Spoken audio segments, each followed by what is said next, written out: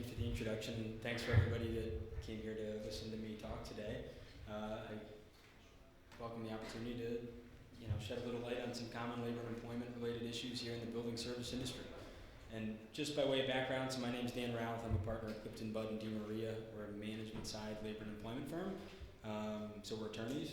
We practice, at least my practice, is almost exclusively in the New York City building service industry. So that means representing owners, developers, condos, co-ops, management companies, contractors, things of that nature, in all matters related to labor and employment. So, that runs the gamut. That's a big umbrella, right? That could be, wage and hour issues, discrimination issues. You have various New York City laws and things like that. My focus here today, welcome to everybody coming on in, is going to be on, I think, really two issues that seem to be pretty prevalent here in New York City.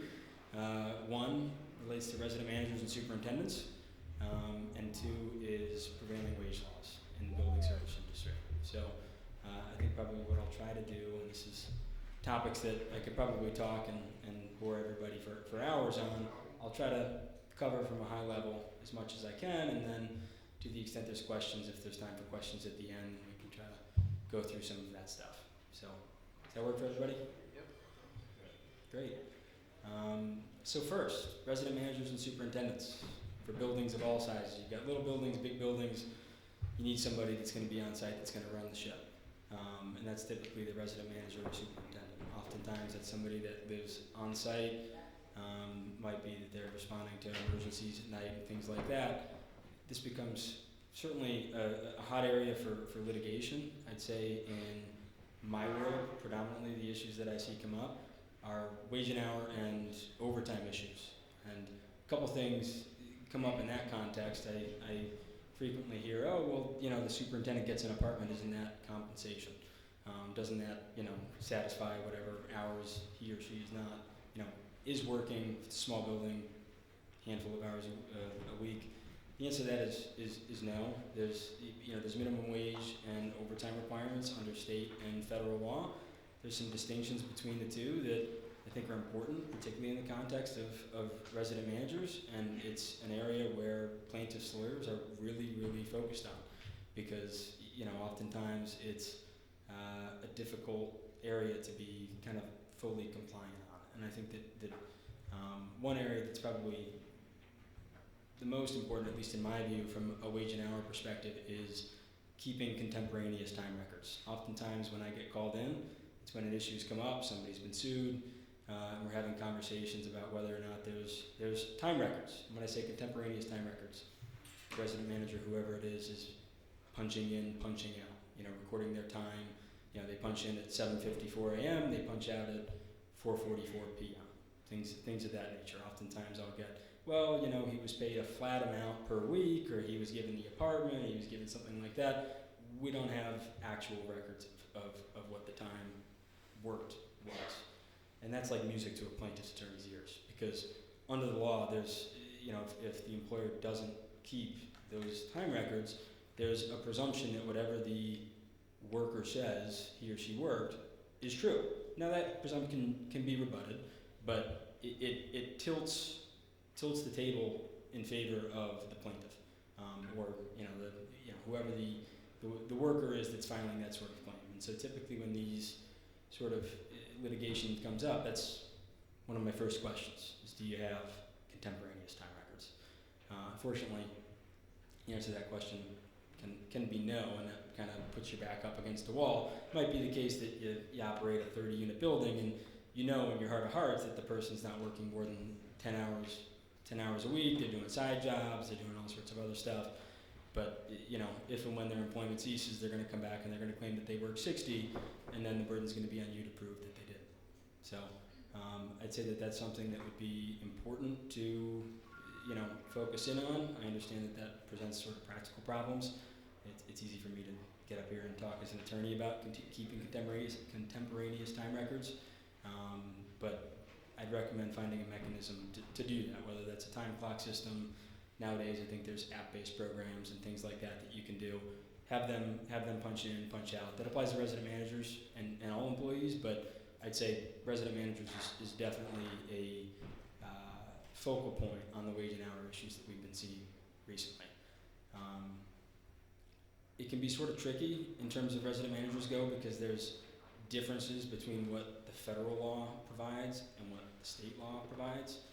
Under New York state law, there's what's referred to as a janitor exception to the minimum wage and overtime requirements. So that's to say that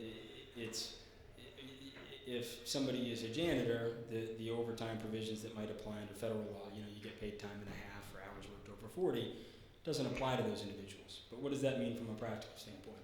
There's a unit rate that's set forth in what I call the building service wage order. It says you got to pay these janitors at least $10 per unit in the building that they're working in. So depending on the size of the building, that may be a lot, that may be a little. It sets a minimum. If you have a bigger building, $10 per unit, it might be that it ends up being more affordable to pay just the minimum wage, which is $15 here in New York City. But it's something for you to consider. But that's something that kind of allows you, from a state law perspective, to not have to worry about or at least as much the overtime considerations. Federal law does not have the janitor exception. So a lot of times what we're seeing is, even if you're able to avail yourself of that janitor exception from one of these wage and hour cases, you still have potential liability under federal law. And so that kind of underscores, really that contemporaneous time records, you really should be making them or keeping them because, you still have the potential exposure under federal law. So that's, I think, from my perspective, wage and hour. Hey everybody, there's some other chairs up here if you'd like. Up here.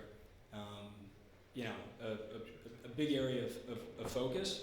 One other thing that's really been coming into focus lately is you're seeing attorneys and plaintiffs claiming that the value of the apartment should be included in the regular rate of pay for determining overtime. So of course, if a resident manager occupies an apartment that's worth, the rental value $2,000, $3,000, $4,000, it just keeps going up here in New York City. It just balloons the overtime rate even more, which sort of highlights, from the perspective, if you're taking the view that, the apartment's part of the compensation package, that really only strengthens a potential plaintiff's argument that, this should be included into that overtime rate.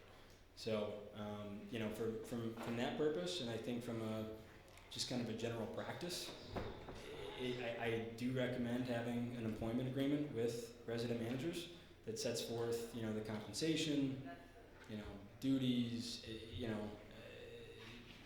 whether they're going to get vacation, paid time off, benefits, reimbursement request. I see reimbursement becoming a big issue. Somebody's employment's terminated and they come back and say, you owe me $60,000 in reimbursement for supplies that I incurred over the course of my employment, setting forth, clearly how the terms of their employment's going to work. So I would certainly recommend that you have an employment agreement.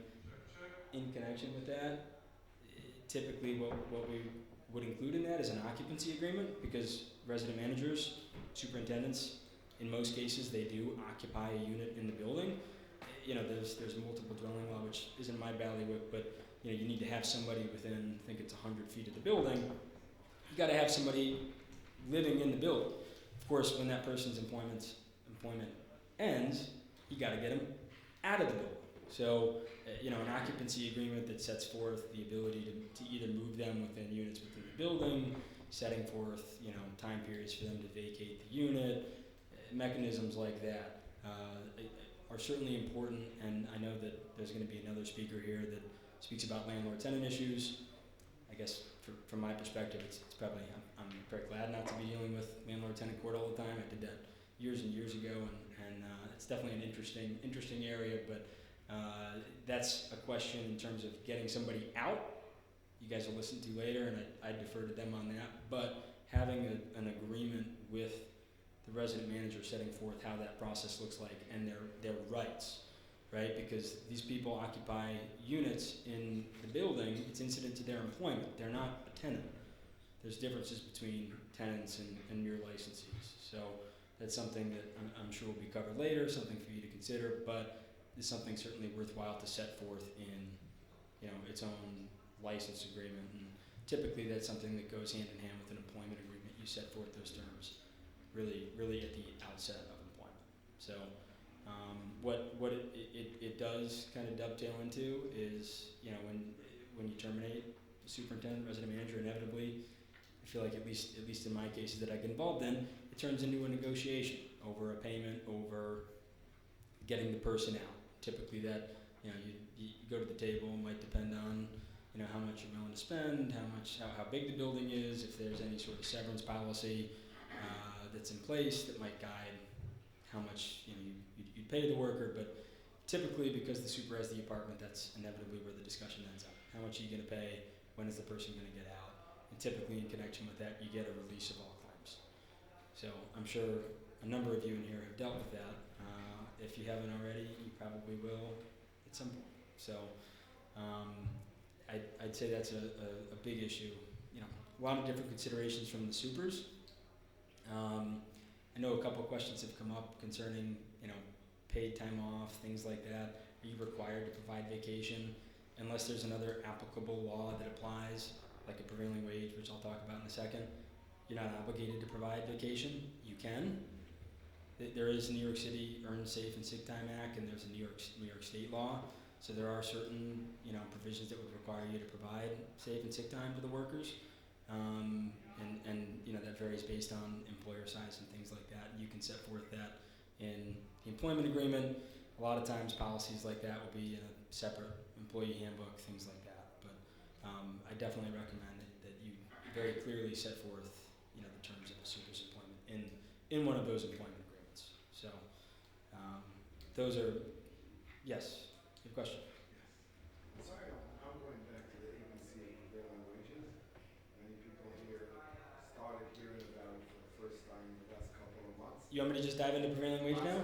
I know, but when you go to the supers and prevailing wages and all of this stuff on a specific building, specific trade. Yeah, so I'm starting with the basics. Why is he even started at the prevailing wages? That's why I'm saying the basics to get the Okay. Unless anybody else wants me to cover the super specifically, I can jump to prevailing wage. There's some nuances with the supers and prevailing wage and how it applies, which I'll get into. Do you have a question? Yes, I do.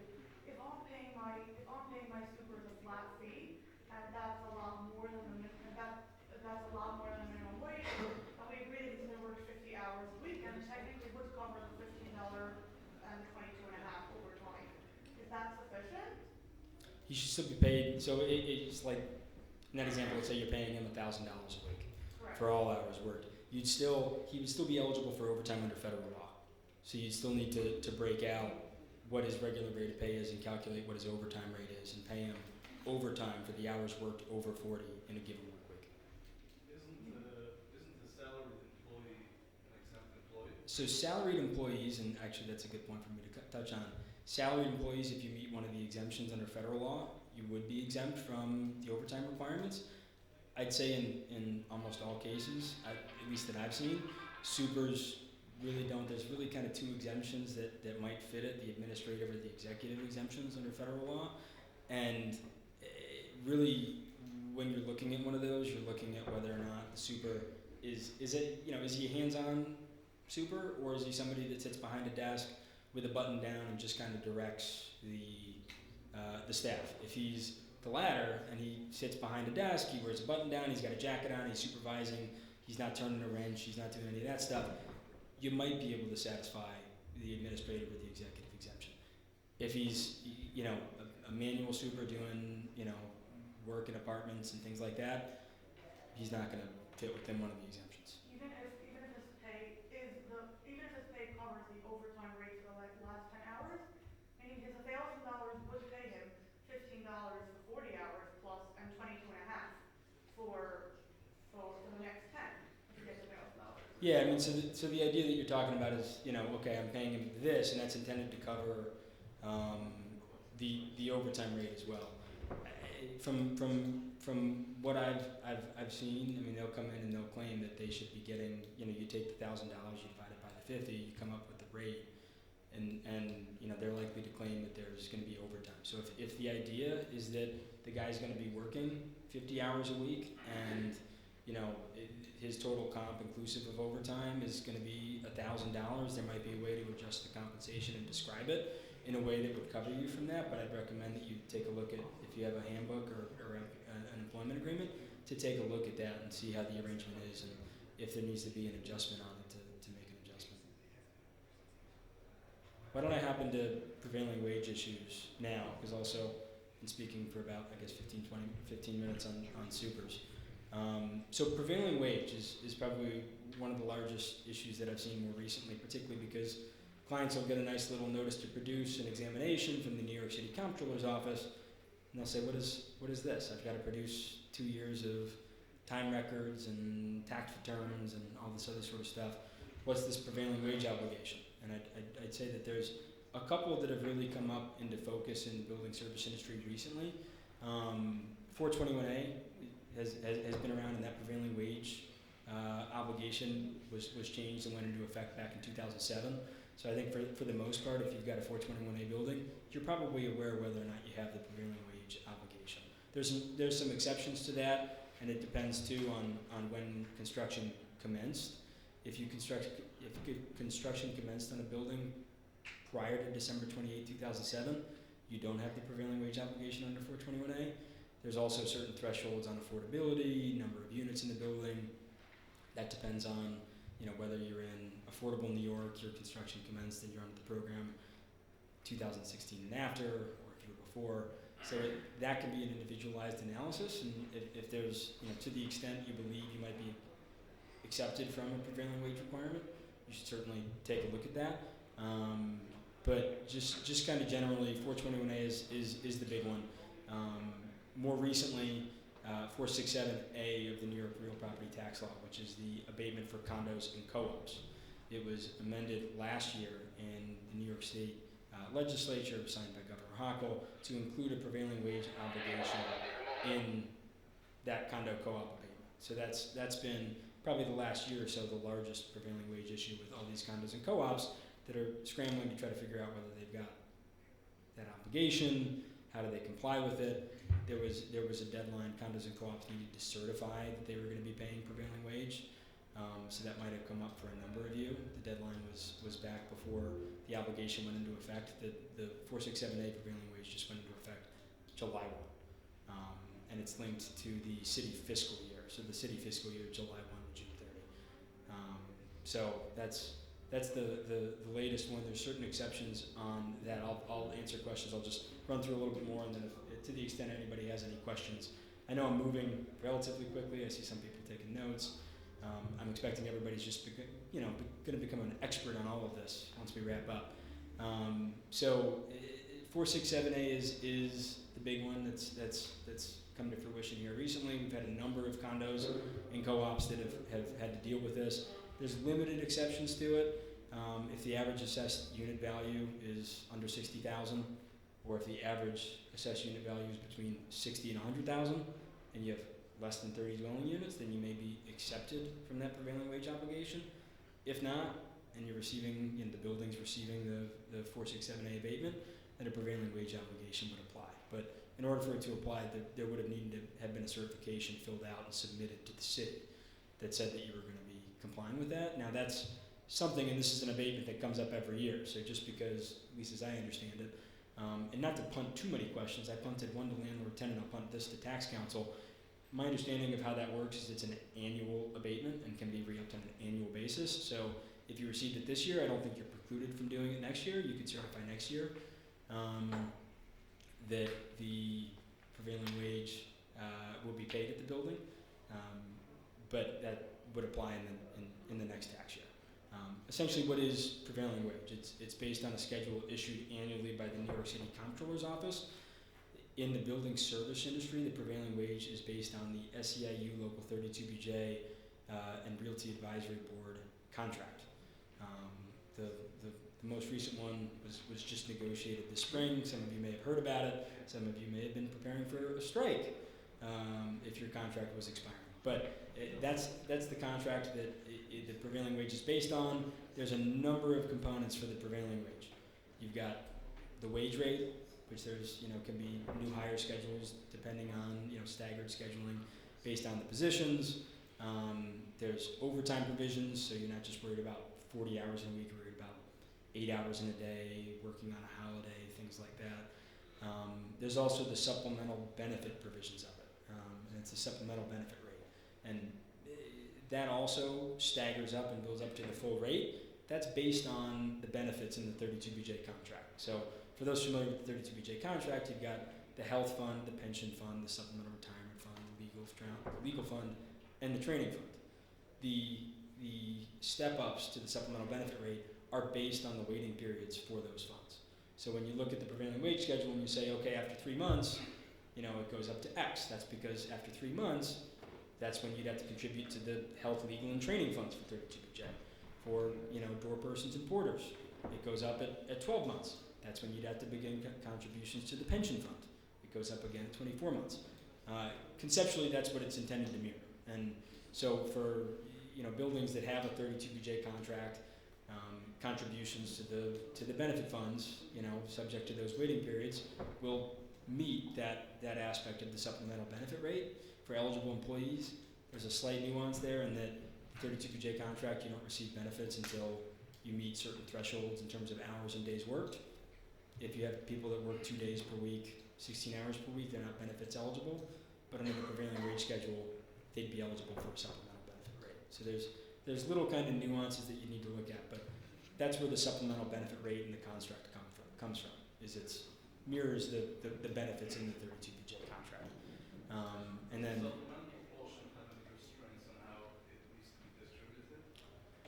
Well, so that depends on a couple things. One, if you've got a union contract that sets forth the benefit fund contributions, so like the 32BJ contract, it'll spell out how you make the contributions, who's eligible, things like that. If you have non-union employees, you can satisfy that supplemental benefit rate in a couple of ways. One, you can pay them the supplemental benefit rate as, a wage supplement.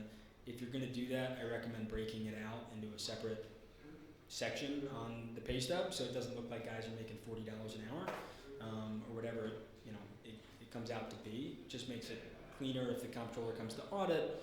If you no longer receive the abatement, you're going to talk about stripping that away. So you can pay it to them. You can provide benefits, the cost of which meet or exceed that number, or you can provide a combination. So that could mean you provide health insurance. And the health insurance doesn't cost $2,000 a month like the 32BJ health insurance. It costs maybe $1,000 a month. And what you do is you calculate what the cost of that is, and you boil it down to an hourly rate, and then apply that as a credit against the supplemental benefit rate, and then determine what else you're going to do with that. Whether that's paying it to the workers, providing additional benefits, things like that. We have clients, if it's not in 32BJ but another union, where health insurance may be less costly.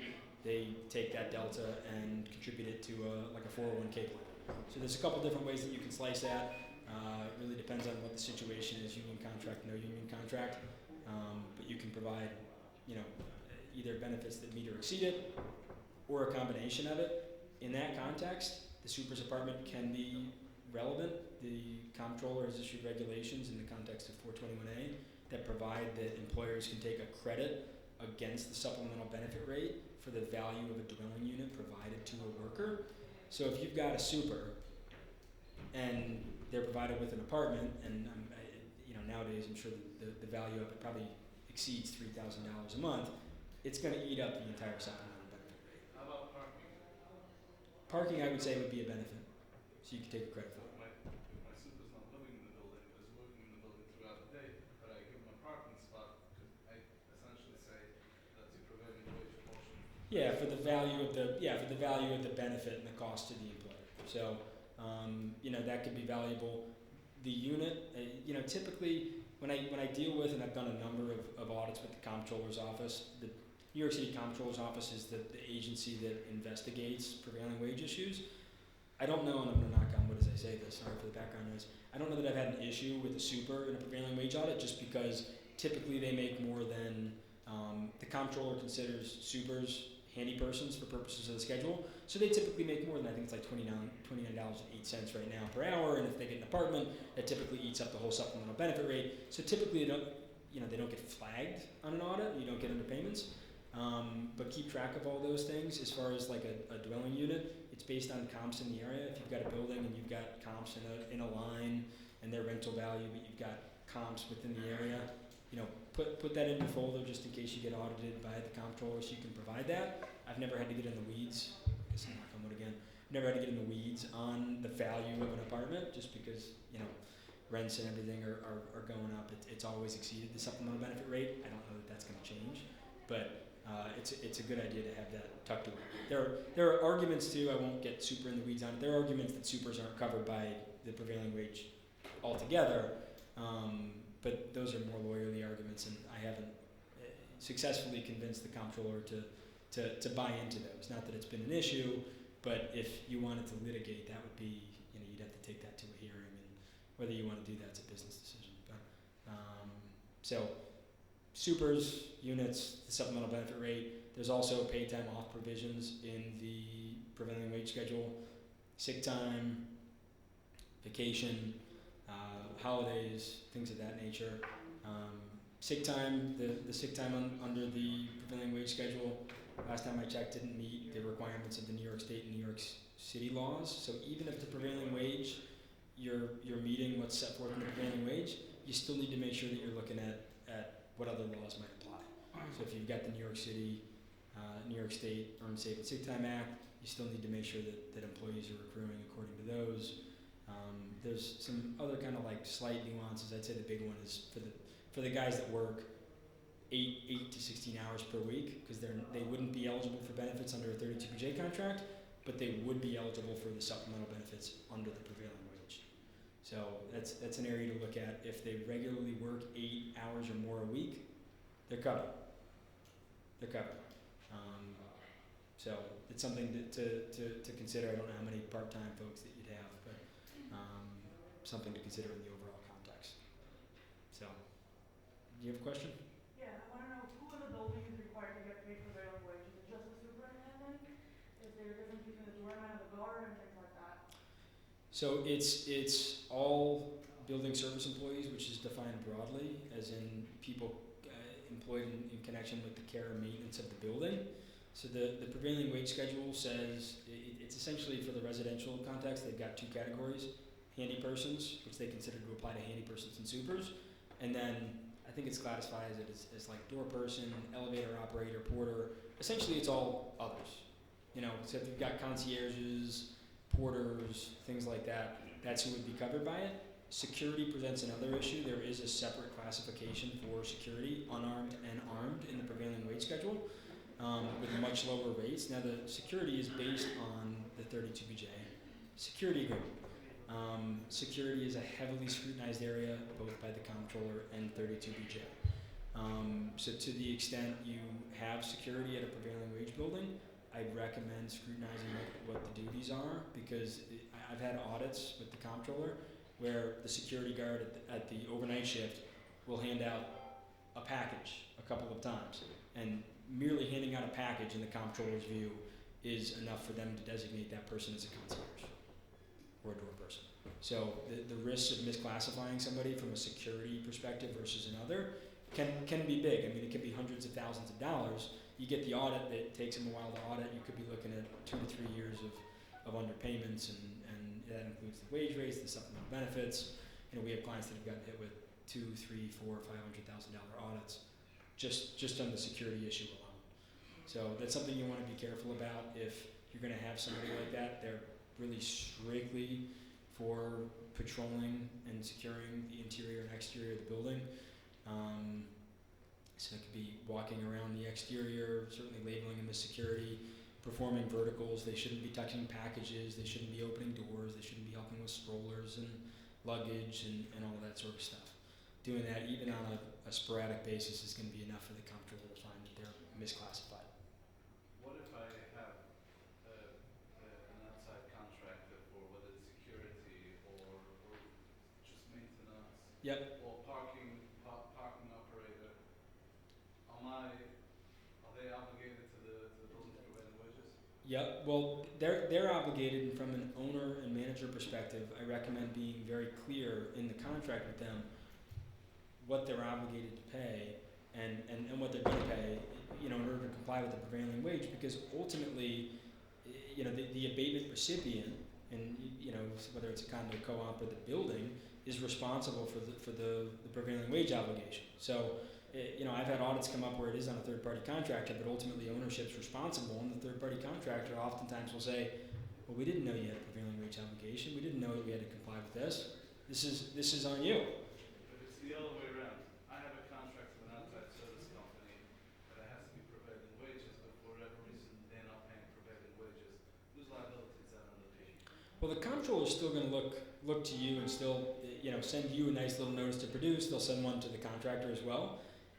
In that case, I recommend making it clear that the contractor in that agreement is going to provide defense and indemnity for you in terms of the prevailing wage. It's I don't know that I could say that it's bulletproof. I mean, wage and hour related indemnities in New York State with courts, ultimately it's going to be construed in the favor of making sure that the employees are paid whatever they're supposed to be paid. So if that means that it's going to come from ownership versus a contractor, a court may ultimately interpret it like that, but to the extent you can, if you're having somebody else employ the workers, require them to pay the prevailing wage, put them on notice, and require them to defend and indemnify you. And if you're concerned about that too, I certainly recommend requiring them to give you the certified payroll on a monthly basis, if they've got a collective bargaining agreement, providing you with the remittance reports on a monthly basis, so that at least you can kind of check in and make sure that they're doing what they're supposed to be doing, and if they're not, then you can address it before you're years down the road and you find out they've been paying guys $15 an hour. No, but let's say they are paying prevailing wage. I mean, essentially, who's responsible is it? So they're sending you all the reports. Okay, now what? So they're in audit. They have $300,000 that they. Well, if they've been paying the prevailing wage, then I would think that you wouldn't be getting hit with an underpayment from the comptroller's office, right? So if they look into the payroll and the benefits and they see that they've been meeting those obligations, there shouldn't be any underpayments. You can't be responsible. Can an owner be responsible, or a contractor be responsible for their subcontractors' underpayments, even if they are Yes. more or less compliant? Yes. Ownership can be held responsible for their contractors or their management companies' failure to pay. How can someone protect themselves? Well, if you're going to retain a contractor, I'd recommend making sure that they give you the regular reports as far as, the wages that they're paying and the benefits they're providing, if they're providing benefits, and monitoring it through that. Certainly as part of the service agreement, you spell out and put them on notice that there's this obligation that applies, so that you don't end up in a situation that I was just talking about where the contractor says, what are you talking about? We didn't know you had a prevailing wage obligation.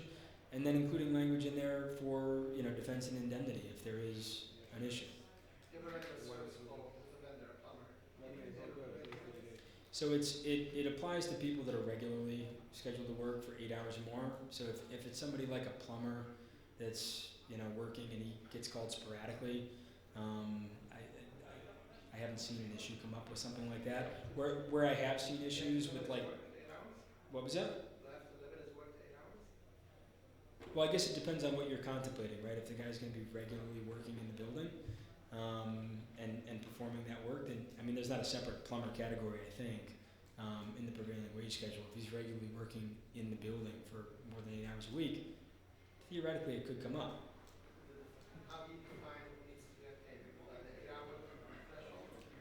So that's how it's defined in the law, and it's defined as anybody that's regularly employed 8 hours or more in connection with the care and maintenance of a building. Well, that's a creature partly of the regulations and rules that have been issued by HPD and the comptroller, but ultimately, the mechanism, the building is the recipient of the abatement. That's who's filled out the certification to the city that they're going to pay or cause for compliance with the prevailing wage. That's who the comptroller is ultimately going to go after. So I guess one issue, and then I know that you've got your hand raised, and I'll get to you in just a second, is parking garages. One thing that I've seen is parking attendants covering, the overnight in the lobby of a building, or performing porter duties or sitting at the front desk. Be careful. If the parking attendant sitting at the front desk and handing out packages during the day and then going out to park cars, he's going to be considered covered by the prevailing wage schedule. So Yes. My question is, if we have a tenant that rents multiple units, and as part of his renting multiple units, he provides a security guard, are we required to find out how much he's paying the security guard? He provides a security guard for the whole building. In that case, I'd recommend clearing it and making sure that the person is being paid the prevailing wage. If it's going to be regular, which it sounds like it is, I'd recommend doing it. I can't say I've seen that particular issue come up, but we see new issues every day.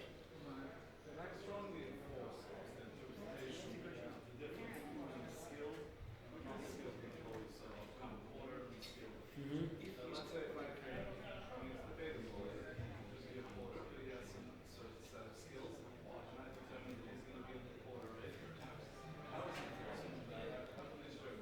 Yeah, so generally speaking, on a lot of these terms, because the prevailing wage schedule is intended to mirror the 32BJ contract, I typically recommend on things like that, applying it similar to what you would do in the 32BJ contract context. So like on the handy person versus porter, if the person's spending more than 50% of their time doing skilled work, they're going to be deemed a handy person. Of course, how do you draw that line, right?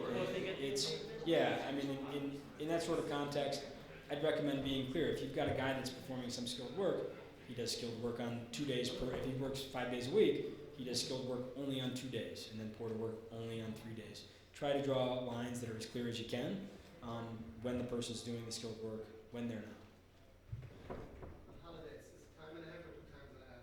Is it a gray area or is it clear cut? Customers disagreeing with that. If they work on the holiday, it's essentially 2.5 times they get paid the holiday, and then time and a half for hours worked on the holiday. So it would be 2.5 times if they work on the holiday. It's assuming they work an 8-hour day. Is that clear cut or is it gray area? It's clear cut. I don't know if that was a good reaction or a bad reaction. I had a question. I wanted to pivot a little from the property management side of prevailing wage, and I had more of a question on prevailing wage from the Davis-Bacon aspect, because from my experience with affordable housing projects, for the most part, they're exempt from prevailing wage. But have you ever come across a situation where there is an instance where prevailing wage might kick in, or is there something specific in the state law that might be a good trigger to look for? Yeah, I mean there certainly are other prevailing wage obligations that do come up. Davis-Bacon, there's the New York City prevailing wage law, which typically in some of these other contexts outside of 421A, 467A, there's some element of city involvement, state, some sort of funding coming from some sort of government instrumentality. And so it's going to depend on the conditions of that funding in like the context, for example, of like the New York City prevailing wage law. Is the funding discretionary or non-discretionary? Because there's certain fundings by the city that, if you check certain boxes, it's not discretionary, you get it. There are others where it's a more, you go through a process and it's a discretionary benefit. So it's going to depend on what the particular facts are.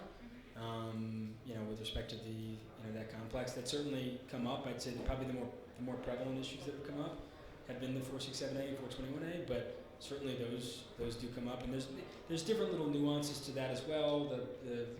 Whether the New York City prevailing wage law could be challenged. There's bases to do that. If anybody's inclined to go that route from a lawyer's perspective, I guess that would be a sort of a dream. But I understand most clients don't want to go fight the city in court to see if they can get the New York City prevailing wage law knocked out. But yeah, it'll depend on the different sources of the funding and the amounts and things like that. First of all, thank you. Yes, great. Pleasure having you here. Thank you for having me. A lot of interesting questions, and hopefully I covered a lot of things. But if anything else comes up, feel free to shout. And by having a super who is actually a porter and a handyman, he's doing both. He's doing handiwork, but he's also doing the groundwork. Will he be considered as a super, or you will be considered more as a porter? In terms of, it's actually split in half. Yeah, if it's truly split half and half, I suppose you have an argument that he'd be a resident porter. If you're providing an apartment, if you're not providing an apartment, you know, designate the person. You can try to designate them as a porter, but you really want to be careful as far as the amount of skilled work that's being performed. If they're called a super, if they're if it looks like they're a super, it's likely that a comptroller. Let me explain a little bit better. He's basically doing both kinds of work. So he's a super and Yep. he's not, and he's a porter at the same time. So would I pay him as a super or pay him as a Yeah, that's pretty common, particularly in like small buildings. If you've just got the one super, and he's the guy and he's doing everything in the building, I would recommend treating him as a super if you're going to play things conservatively. If you run, well, in that context, you run the risk of him, if and when the comptroller audits, he's going to probably say, oh yeah, I do, at least 30 to 40 hours of skilled work in apartments, every week. So I should be a super. So if you're going to designate somebody as like a resident, essentially a resident porter, you'll want to be careful and clear as to what the duties are, what the thresholds are. It certainly is going to carry the risk that the comptroller finds that person is a handy person or a super, but you certainly can do it. I've certainly heard about that. In terms of audits, how often do they have them? Is that anything special that triggers them to avoid them? Typically, audits, at least in my experience, are triggered by a complaint to the comptroller's office. Not that I am privy to the complaint itself, but typically there's rumblings before that the workers are aware of it and that it's an issue. The comptroller can look back 2 years from the date a complaint is filed or they start their investigation. I think it's usually that. Now, of course, I say the workers. It could be that 32BJ picks up the phone and calls the comptroller's office, and that's what triggers an audit as well.